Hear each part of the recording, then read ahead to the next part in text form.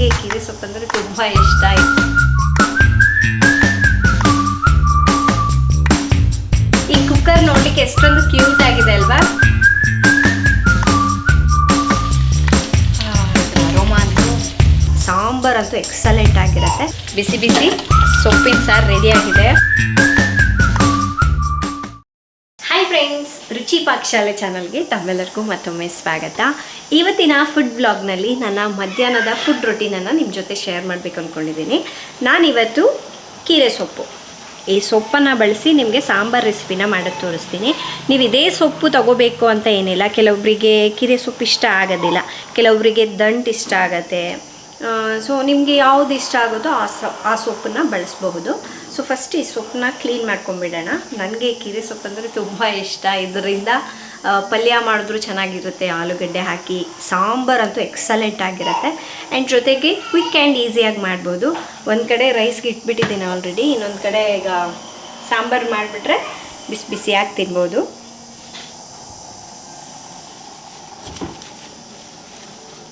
So ಆದಷ್ಟು ಸೊಪ್ಪಿದೆ ಅಲ್ವಾ, ಈ ಥರ ಎಳೆಯದೇ ತೊಗೋಬೇಕು, ಚೆನ್ನಾಗಿರುತ್ತೆ.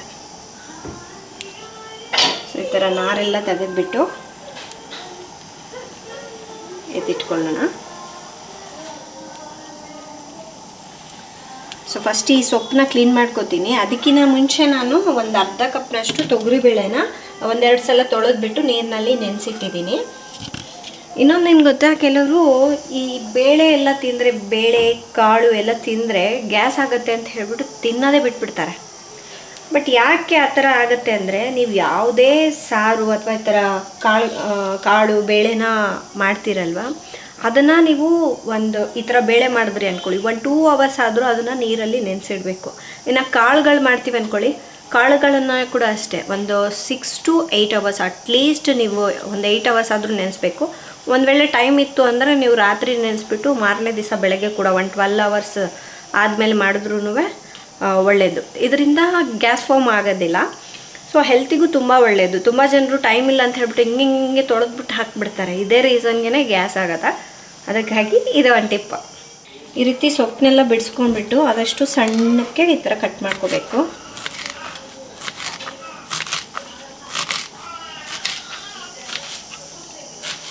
ತೀರಾ ಕಡ್ಡಿಗಳಿತ್ತು ಅಂದ್ರೂ ಚೆನ್ನಾಗಿರೋದಿಲ್ಲ. ಸ್ವಲ್ಪ ಈ ಥರ ಕಡ್ಡಿ ಸೊಪ್ಪು ಇದ್ರೇ ಚೆನ್ನಾಗಿರುತ್ತೆ. ಈ ಥರ ಕಟ್ ಮಾಡಿಬಿಟ್ಟು ಇದನ್ನು 1-2 ಸಲ ಚೆನ್ನಾಗಿ ತೊಳೆದ್ಬಿಟ್ಟು ಎತ್ತಿಟ್ಕೊಳ್ಳೋಣ. ಫ್ರೆಂಡ್ಸ್, ನಾನಿವತ್ತು ಈ ಸಾಂಬಾರನ್ನ ಕುಕ್ಕರಲ್ಲಿ ಮಾಡ್ತಾಯಿದ್ದೀನಿ. ಅದಕ್ಕಾಗಿ ಕುಕ್ಕರ್ಗೆ 1-2 ಟೀ ಸ್ಪೂನಷ್ಟು ಎಣ್ಣೆನ ಹಾಕೋಬೇಕು.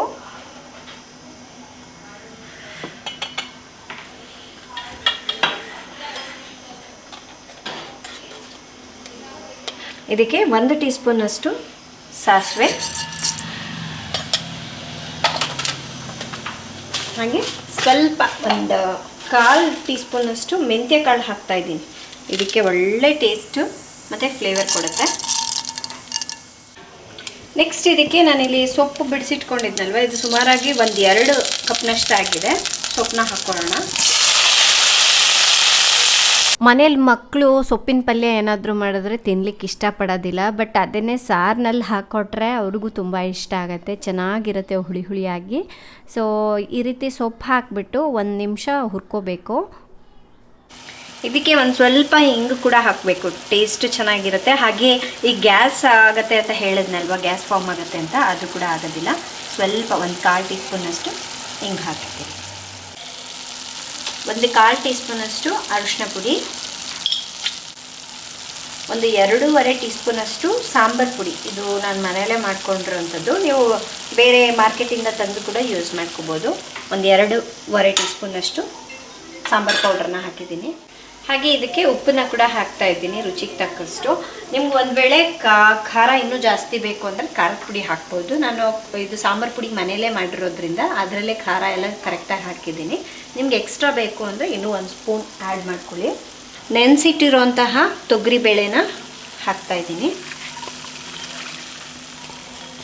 ಏನಿದು ಎಲ್ಲದು ಒಂದೇ ಕುಕ್ಕರ್ಗೆ ಹಾಕಿಬಿಟ್ಟಿದ್ದೀನಿ ಅಂದ್ಕೋಬೋದು. ಸೊ ನೀವು ಟ್ರೈ ಮಾಡಿ ಆಮೇಲೆ ಹೇಳಿ ನನಗೆ ಹೇಗಿರುತ್ತೆ ಅಂತ. ಈಗ ಇದನ್ನು ಮಿಕ್ಸ್ ಮಾಡ್ಕೊಳ್ಳೋಣ ಒಂದ್ಸಲ. ಇನ್ನು ಇದಕ್ಕೆ ಬೆಳ್ಳುಳ್ಳಿ ಟೊಮೆಟೊ ಇದೇನು ಬೇಡ. ಸೊ ಆ ಥರ ಮಿಕ್ಸ್ ಮಾಡ್ಕೊಂಡ್ಮೇಲೆ ನಾನಿಲ್ಲಿ ನೋಡಿ ಒಂದು ಚಿಕ್ಕ ನಿಂಬೆ ಹಣ್ಣಿನ ಗಾತ್ರದಷ್ಟು ಹುಣಸೆ ಹಣ್ಣನ್ನು ಒಂದು 20 ನಿಮಿಷ ನೀರಲ್ಲಿ ನೆನೆಸಿಟ್ಟಿದೆ. ಈಗ ಹುಣಸೆ ಹಣ್ಣನ್ನು ಚೆನ್ನಾಗಿ ಕಿವುಚ್ಬಿಟ್ಟು ಇದರ ರಸನ ಹಾಕ್ಕೋಬೇಕು. ಈ ರೀತಿ ಹುಣಸೆ ಹಣ್ಣನ್ನು ಕಿವುಚ್ಬಿಟ್ಟು ಇದರ ರಸನ ಹಾಕ್ತಾಯಿದ್ದೀನಿ.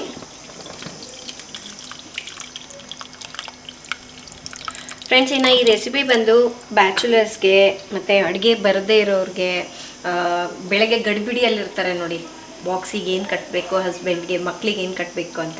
ಸೊ ಅಂಥವ್ರಿಗೆಲ್ಲ ತುಂಬ ಹೆಲ್ಪ್ಫುಲ್ ಆಗುತ್ತೆ ಇದು. ಈಗ ಹುಣಸೆ ರಸ ಹಾಕಿದ್ದೀನಿ. ಇದಕ್ಕೆ ನೀರು ಎಷ್ಟು ಬೇಕೋ ಅಷ್ಟು ಹಾಕ್ಕೊಳ್ಳೋಣ. ಅಂದರೆ ತೀರಾ ತೆಳುವಾಗೂ ಆಗಬಾರ್ದು, ತೀರಾ ಗಟ್ಟಿನೂ ಆಗಬಾರ್ದು. ಸುಮಾರಾಗಿ ನಾನು ಹುಣಸೆ ರಸನೂ ಸೇರಿಬಿಟ್ಟು 3 ಕಪ್ನಷ್ಟು ನೀರನ್ನ ಹಾಕಿದ್ದೀನಿ. ಕುಕ್ಕರ್ ಲಿಡ್ನ ಕ್ಲೋಸ್ ಮಾಡಿಬಿಟ್ಟು ಈಗ 3 ವಿಷಲ್ನ ಕೂಗಿಸ್ಕೊಳ್ಳೋಣ. ಈ ಕುಕ್ಕರ್ ನೋಡ್ಲಿಕ್ಕೆ ಎಷ್ಟೊಂದು ಕ್ಯೂಟ್ ಆಗಿದೆ ಅಲ್ವಾ? ಕೆಲವ್ರು ಕೇಳ್ತಿರ್ತಾರೆ ಈ ಕುಕ್ಕರ್ ಎಲ್ಲಿ ತಗೊಂಡ್ರಿ ಅಂತ ಹೇಳ್ಬಿಟ್ಟು. ನಾನು ಇದನ್ನ ದಿ ಇಂದೂಸ್ ವ್ಯಾಲಿ ಅನ್ನೋ ವೆಬ್ಸೈಟ್ನಲ್ಲಿ ತರಿಸ್ಕೊಂಡಿದ್ದೀನಿ. ಸೊ ಈ ಪ್ರಾಡಕ್ಟ್ನ ಲಿಂಕ್ ಕೂಡ ಬೇಕು ಅಂದರೆ ಡಿಸ್ಕ್ರಿಪ್ಷನಲ್ಲಿ ಕೊಡ್ತೀನಿ. ಇದ್ರ ಜೊತೆಗೆ ನಾನು ಕೆಲವೊಂದು ಐರನ್ನು ಮತ್ತು ಕ್ಯಾಸ್ಟ್ ಐರನ್ನು, ಸ್ಟೀಲ್, ಈ ಥರ ಹಲವಾರು ಪ್ರಾಡಕ್ಟ್ಸ್ನ ತರಿಸಿದ್ದೀನಿ. ಸೊ ಚೆನ್ನಾಗಿದೆ ಅವ್ರ ಪ್ರಾಡಕ್ಟ್ಸು. ನೀವೇನಾದರೂ ತಗೋಬೇಕು ಅಂದರೆ ಲಿಂಕ್ಸ್ ಇರುತ್ತೆ ಡಿಸ್ಕ್ರಿಪ್ಷನಲ್ಲಿ. ಹಾಗೆ ಈ ಕುಕ್ಕರ್ನ ಕ್ವಾಲಿಟಿ ಅಂತೂ ತುಂಬ ಅಂದರೆ ತುಂಬ ಚೆನ್ನಾಗಿದೆ. ಹಾಗೆ ಜೊತೆಗೆ ತುಂಬ ಭಾರ ಇದೆ, ವೆಯ್ಟ್ ತುಂಬ ಇದೆ.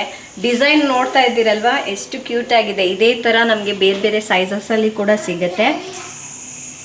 ಇನ್ನೊಂದೇನು ಗೊತ್ತಾ, ಇದು ಸ್ಟೀಲ್ ಆಗಿರೋದ್ರಿಂದ ನೀವು ಗ್ಯಾಸ್ ಸ್ಟವ್ ಮೇಲೂ ಕೂಡ ಯೂಸ್ ಮಾಡ್ಬೋದು, ಹಾಗೆ ಇಂಡಕ್ಷನ್ ಮೇಲೂ ಕೂಡ ಯೂಸ್ ಮಾಡ್ಕೋಬೋದು. ಹಿಂದಿನ ವಿಡಿಯೋದಲ್ಲಿ ನಾನು ಐರನ್ ಪಾತ್ರೆನ ಬಳಸಿಬಿಟ್ಟು ಕುಕ್ಕಿಂಗ್ ಮಾಡಿದ್ದೆ. ಕೆಲವೊಬ್ರು ಕಾಮೆಂಟ್ ಮಾಡಿದರು, ನಾವು ಕೂಡ ಐರನ್ ಪಾತ್ರೆಯಲ್ಲೇ ಬಳಸಿ ಮಾಡ್ತಾ ಇದ್ದೀವಿ, ಆದರೆ ಅದು ಕೆಲವು ದಿವಸಕ್ಕೆ ತುಕ್ಕು ಹಿಡಿತಾ ಇದೆ ಅಂತ. ನೋಡಿ, ಈಗ ನೀವು ಯಾವುದೇ ಐರನ್ ಪಾತ್ರೆನ ಸೀಸನಿಂಗ್ ಮಾಡಿ ಯೂಸ್ ಮಾಡ್ತೀರಾ ಅಂದ್ಕೊಳ್ಳಿ, ನೀವು ಅದನ್ನು ಹಾಗೇ ಇಟ್ಬಿಟ್ರೆ ಅದ್ರ ಮೇಲೆ ನೀರು ಬಿದ್ದರೂ ಏನಾದರೂ ಬಿದ್ದರೂ ತುಕ್ಕು ಹಿಡಿಯತ್ತೆ.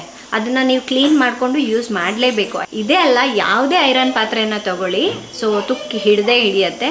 ಸೊ ನಿಮ್ಗೆ ಅದನ್ನು ಕ್ಲೀನ್ ಮಾಡ್ಕೊಳ್ಳಿಕ್ಕೆ ಬರಲ್ಲ, ಕಷ್ಟ ಆಗುತ್ತೆ. ಪ್ರತಿ ಸಲ ತುಕ್ಕು ಹಿಡ್ದಿರೋದನ್ನು ಕ್ಲೀನ್ ಮಾಡಬೇಕು ಅಂದರೆ ಈ ಥರ ಸ್ಟೀಲ್ ತೊಗೊಂಡ್ಬಿಟ್ರೆ ಆಯಿತು. ಬೆಸ್ಟ್ ಇದು, ನಾವು ಕ್ಲೀನ್ ಮಾಡ್ಕೊಂಡು ಯೂಸ್ ಮಾಡ್ಕೊಳ್ಳೋದು ಚೆನ್ನಾಗಿರುತ್ತೆ. ಸೊ ಹಾಗಾಗಿ ನಿಮಗೂ ಕೂಡ ಈ ಥರ ಒಳ್ಳೆ ಕ್ವಾಲಿಟಿ ಪ್ರಾಡಕ್ಟ್ಸ್ ಬೇಕು ಅಂದರೆ ದಿ ಇಂದೂಸ್ ವ್ಯಾಲಿ ವೆಬ್ಸೈಟ್ನಲ್ಲಿ ತಗೊಳ್ಳಿ, ತುಂಬಾ ಚೆನ್ನಾಗಿದೆ. ಹಾಗೆ ನಿಮಗೆ ಎಕ್ಸ್ಟ್ರಾ ಡಿಸ್ಕೌಂಟ್ ಬೇಕು ಅಂದರೆ ರುಚಿ ಪಾಕಶಾಲೆ ಅನ್ನೋ ಕೋಡ್ನ ಯೂಸ್ ಮಾಡಿದ್ರೆ 12% ಡಿಸ್ಕೌಂಟ್ ಕೂಡ ಸಿಗುತ್ತೆ. ಆ ಲಿಂಕ್ಗಳೆಲ್ಲ ಕೆಳಗಡೆ ಡಿಸ್ಕ್ರಿಪ್ಷನಲ್ಲಿ ಕೊಟ್ಟಿರ್ತೀನಿ, ಚೆಕ್ ಮಾಡಿ. ಸೊ ಇದು ಒಂದು 3 ವಿಷಲ್ ಕೂಗಿಸ್ಕೋಬೇಕು.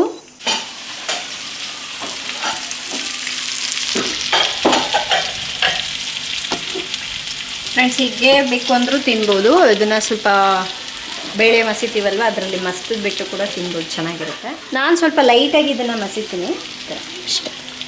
ಸೊಪ್ಪು ಸ್ವಲ್ಪ ಸಣ್ಣ ಕಟ್ ಮಾಡಿದ್ರೆ ಇದನ್ನು ಮಸಿಯೋ ಅಗತ್ಯನೂ ಇಲ್ಲ, ಹಾಗೆ ತಿನ್ಬೋದು. ಇಲ್ಲ ಮಕ್ಕಳು ತಿನ್ಲಿಕ್ಕೆ ಇಷ್ಟಪಡಲಿಲ್ಲ ಅಂದರೆ ಸ್ವಲ್ಪ ಈ ರೀತಿ ಮಸ್ದು ಬಿಟ್ಕೊಡಿ, ಚೆನ್ನಾಗಿರುತ್ತೆ. ಫ್ರೆಂಡ್ಸ್, ಬಿಸಿ ಬಿಸಿ ಸೊಪ್ಪಿನ ಸಾರು ರೆಡಿಯಾಗಿದೆ.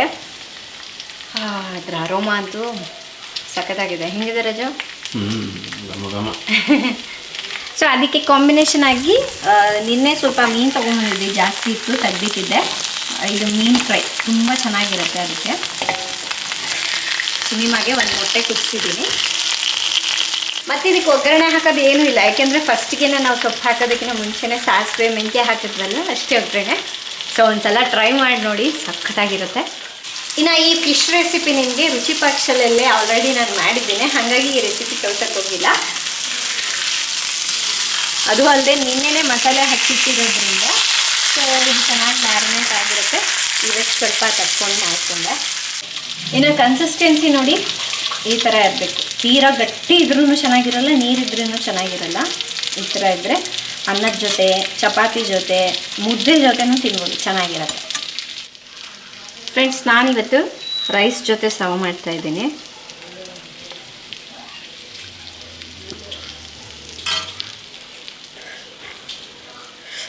ಬಿಸಿ ಬಿಸಿ ಅನ್ನದ ಜೊತೆ ಹಾಕ್ಕೊಂಡು ತಿಂತಾಯಿದ್ರೆ ಸಖತ್ತಿರತ್ತೆ.